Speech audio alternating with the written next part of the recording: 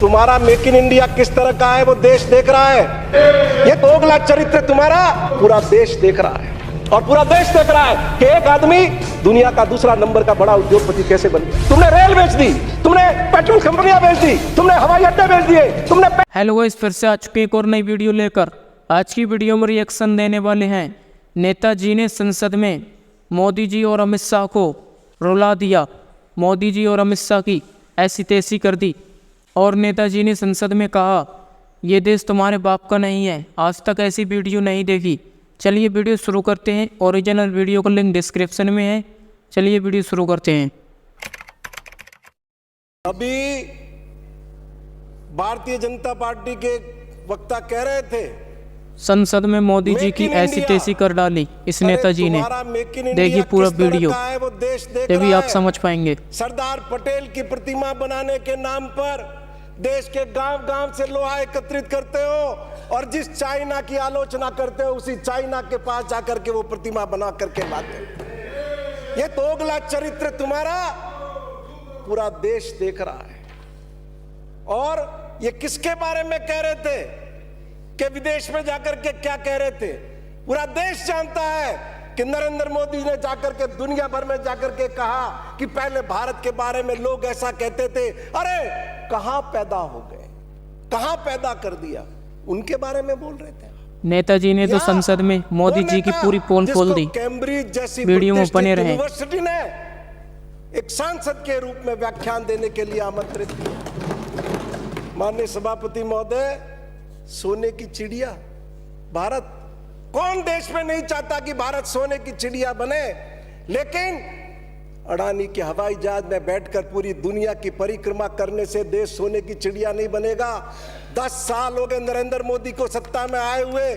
आज भी देश के 80 करोड़ लोगों को 5 किलो गेहूं हमको देना पड़ रहा है। 5 किलो गेहूं, कौन सी सोने की चिड़िया की बात कर रहे हैं? सोने की चिड़िया देश तब बनेगा जब इस देश के हर घर के अंदर खुशहाली होगी, 2 वक्त का भरपेट खाना होगा, बच्चों के लिए अच्छी शिक्षा होगी, अच्छा स्वास्थ्य होगा, तब यह देश माननीय सभापति महोदय सोने की चिड़िया बने। खाली नरेंद्र मोदी के विदेश भ्रमण करने से देश सोने की चिड़िया नहीं बनने वाला।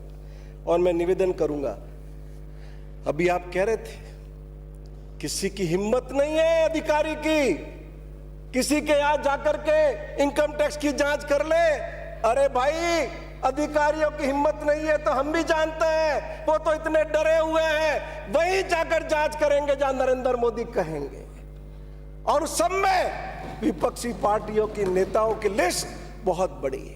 पूरा देश देख रहा है लालू यादव जी किस समस्या से गुजरे हैं, किस कठिनाई से जूझ रहे हैं, पर तुम्हारा इशारा है बिहार में राजनीतिक अशांति करनी है, उपद्रव कराना है, तो उनके परिवार को किस तरीके से पराशर।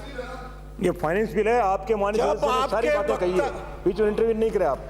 वीडियो पूरा जरूर देखें, जब भी आप समझ पाएंगे। हुई है माननीय सभापति महोदय कि ये नेता विहीन विपक्ष है, नेता विहीन विपक्ष।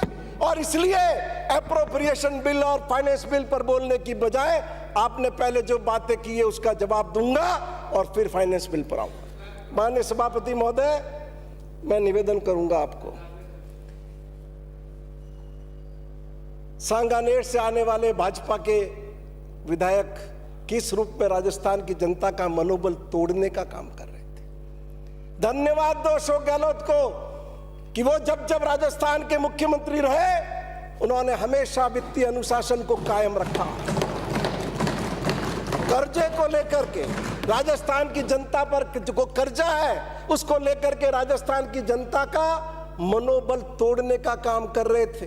लेकिन मैं आपके माध्यम से निवेदन करूंगा कि जब तक राजस्थान के मुख्यमंत्री अशोक गहलोत है, राजस्थान की जनता को अपना मनोबल कमजोर करने की जरूरत नहीं है। उनके हाथों के अंदर इस प्रदेश का और राजस्थान के 8 करोड़ लोगों का भविष्य पूरी तरह सुरक्षित है। मैं निवेदन करूंगा आपको, कर्जा 2019-20 में 3,52,701 करोड़ कर्जा था। 2021 में बढ़कर 4,10,499.46 करोड़ हुआ। 21-22 में 4,62,845.07 हुआ।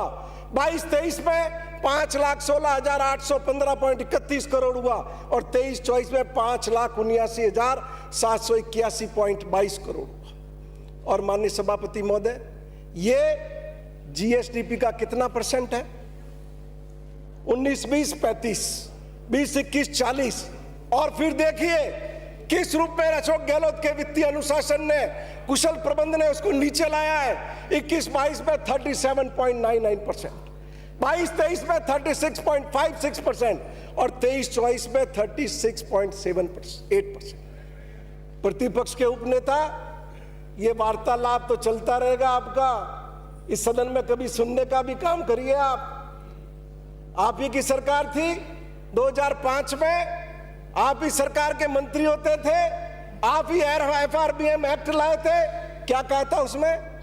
2025-26 तक राजकोषीय घाटा कितना होना चाहिए, कर्जा कितना होना चाहिए, डेट कितने % तक कर्जा लाएंगे आप?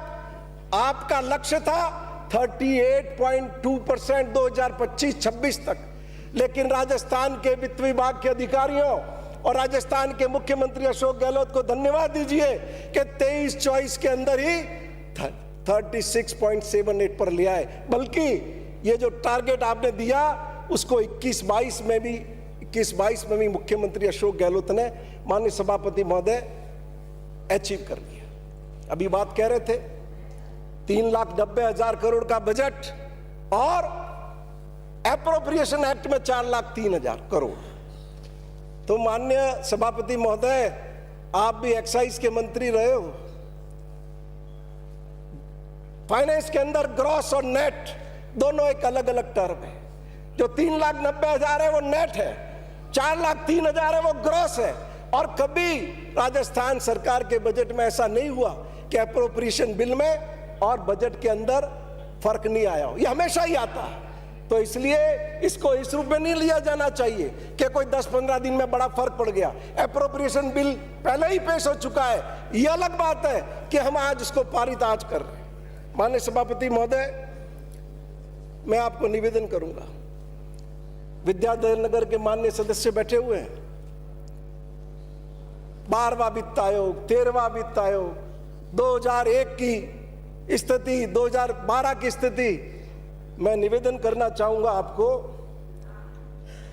इन्फ्लेशन रेट है 6.95% और 2007 से 2023 तक की आप गणना करेंगे तो कम्युलेटिव इन्फ्लेशन रेट हो गई 193.19%। 2007 के अंदर जो 200 रुपया था वो आज 2023 में वो 200 रुपया 586.38 हो गया। इसलिए 2001 या 12वां वित्त आयोग या 13वां वित्त आयोग उससे तुलना करके हम जस्टिफाई नहीं कर सकते। और माननीय सभापति महोदय, मैं निवेदन करूंगा, कोई आलोचना का आधार नहीं है।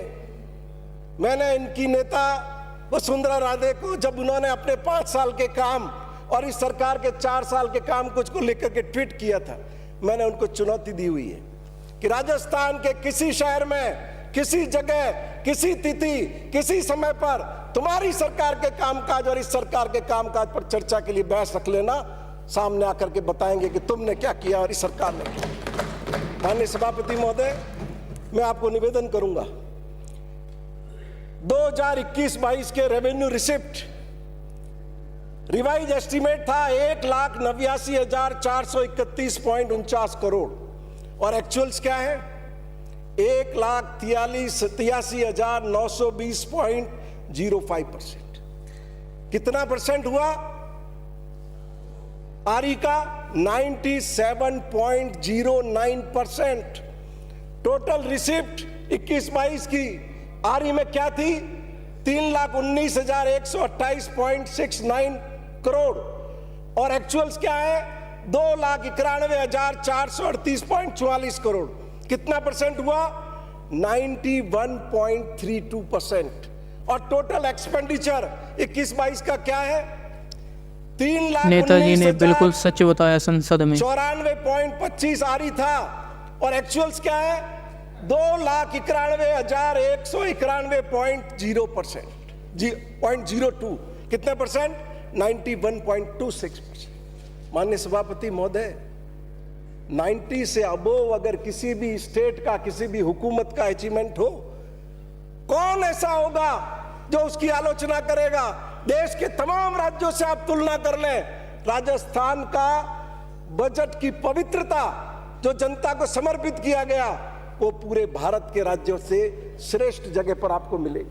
अब मैं निवेदन करूंगा 22-23 का, वो तो एक्चुअल से, इसका भी एक्चुअल्स के साथ बताऊंगा, 22-23 का भी। आरई क्या था?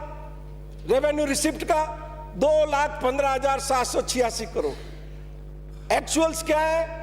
1,80,741.05, जबकि अभी मार्च महीना पूरा होना बाकी है।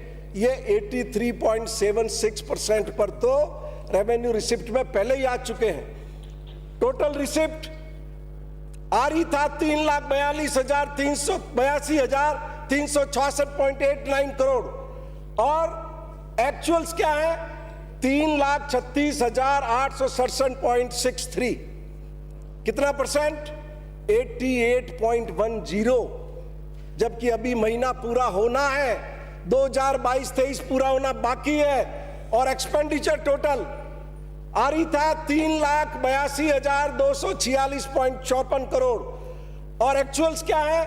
3,38,792। कितना परसेंट? 88.63%। सभापति महोदय, और क्या चाहते? इससे बेहतर तो राजस्थान की हिस्ट्री में किसी सरकार ने काम नहीं किया, और ये वित्त विभाग के आंकड़े इस बात का अपने आप में प्रमाण है। उम्मीद करते हैं आपने पूरा वीडियो देखा होगा, कैसे नेताजी ने मोदी जी और अमित शाह की पोल खोल दी संसद में। नेताजी ने संसद में महंगाई के बारे में बताया। तो वीडियो यहीं पर ख़त्म करते हैं। वीडियो अगर पसंद आई हो चैनल सब्सक्राइब करें, वीडियो लाइक करें, वीडियो ज़्यादा से ज़्यादा शेयर करें। Thanks for watching.